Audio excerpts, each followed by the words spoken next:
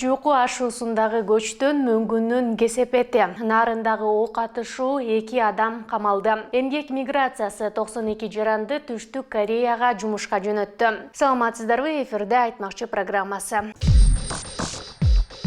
Ысык көлдүн Жуку ашуусундагы мөңгү көчкүсүнүн кесепетинен бир көпүрө жараксыз абалга келди. Бул тууралуу Өзгөчө кырдаалдар министрлигинин басма сөз кызматы билдирди. Маалыматка ылайык, кырсык 8-июнда болгон. Кар көчүп келатканын ошол жерде жүргөн чет элдик туристтер тартып алган. Өзгөчө кырдаалдар министрлиги туристтердин бир бутун жеңил жаракат алганын маалымдады.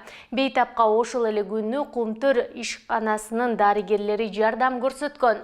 Түшкөн мөңгүнүн кесепетинен ошол тилкедеги мал айдап өтүүчү бир көпүрө жараксыз абалга келген. Что за ужас тут творится? Аймакка барган ыкчам топтун маалыматына ылайык, көчкөн мөңгүнүн болжолдуу көлөмү 2,11,500 метр кубду түзөт. Нарын районунун Хутор Актала айылындагы ок атуу боюнча 3 адамдын бөгөт чарасы аныкталды. Нарын шаардык соту окуяга байланыштуу бир адам 2 айга, экинчиси 1 айга тергөө абагына камакка алынганын билдирди.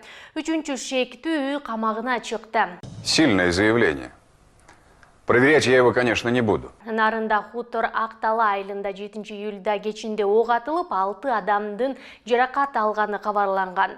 Жергиликтүү чатак жер талашкандын айынан чыкканын айтышкан. Ты что, с ума сошел? Нарын облустук милициясынын маалыматы боюнча айылдын 30-40ка чукул тургуну Бакыт Кыдырмышев аттуу адамдын үйүнүн терезелерин жана эшиктерин таш менен талкалап, дарбазасынын сыртында турган Subaru Outback машинасын өрттөп жаткан учурда үйүндө сакталып турган куралы менен топтошкон элди карай ок чыгарганын кабарлаган. Бирок ок жегендердин жакындары бул маалыматты четке кагып, окуянын чыгышына Кыдырмышевдарды күнөөлөп жатышат.